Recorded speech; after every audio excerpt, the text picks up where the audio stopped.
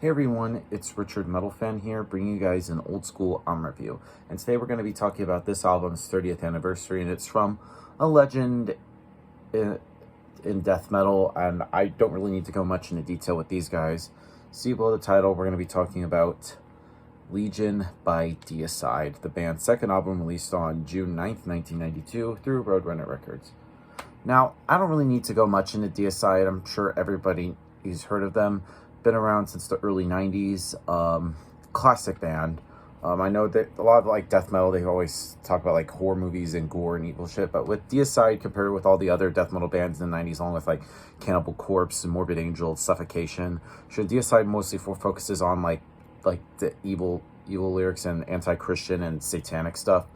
And of course follows up their previous album in 1990, which is their self-titled debut album. And with usually when debut albums, like you have like your entire life and your career to write it, but when coming Legion, I thought Deicide had some pressure because of course the self-titled was a big hit, and it's sort of like what got the name buzzing around Florida in the early 90s.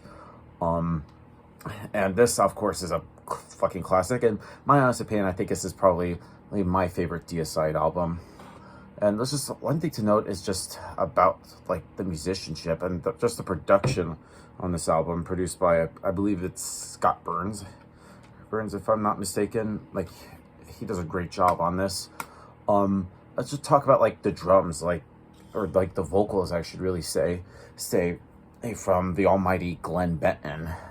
And in my opinion, he's one of the greatest death metal vocalists I've ever growled. He has that very kind of like low blasphemous rasp with like the higher scream, which sounds like you're being crucified and very tortured.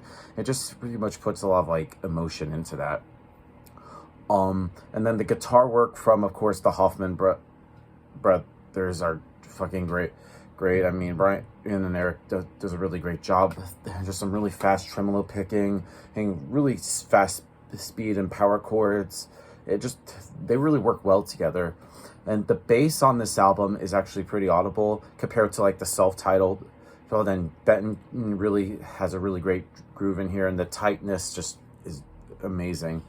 And drumming wise, Steve Ashim does a really great job handling the beats, and I don't know, it's just really fast. I think he's really up there with like Flo Mounier from Cryptopsy or George Colias of Nile. Does a really great job on Legion.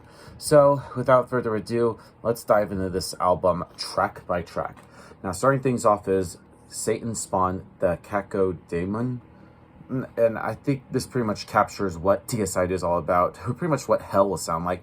It would be Satan Spawn. I feel like everything is just pulled really tight here, and it sounds like something's going to snap. And Glenn delivers some sick screams and really just an onslaught on his bass.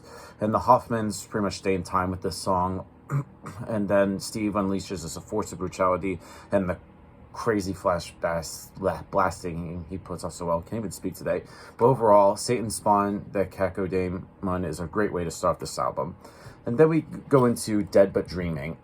Man, now, this song, what's not to enjoy about the song about the great old ones? It starts off with a ripping attack of the riffs, and then it just makes you want to bang your head regardless of what you're doing. And the bass and the drums really go in sync, and they really play well with each other.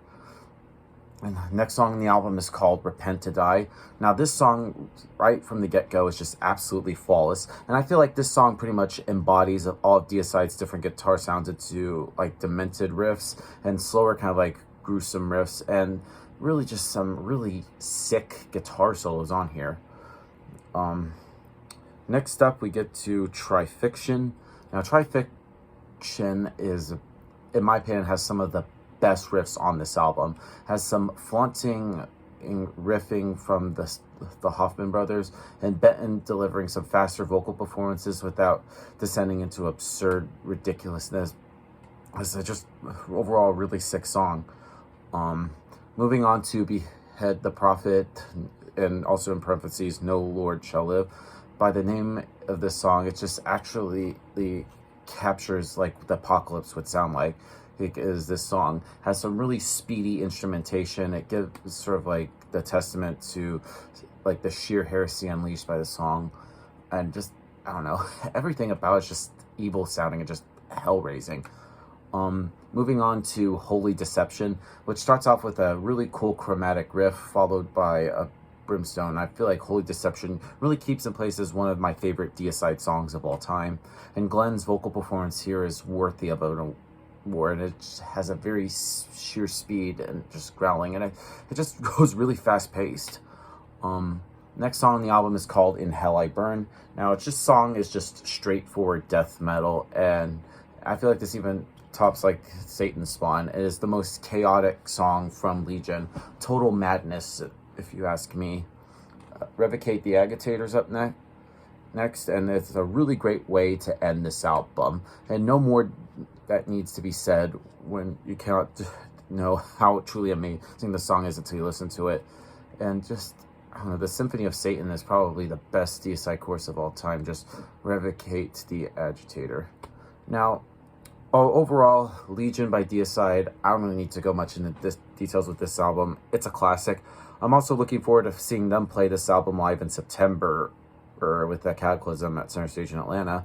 And I'm still kind of pissed I missed their set at Maryland Death Fest because I was at the Karakongren and Agata show. But anyway, that's my review of Deicide's album Legion, guys. Let me know in the comments what you guys think about it, and I'll see you all in the next video. And as always, keep it metal.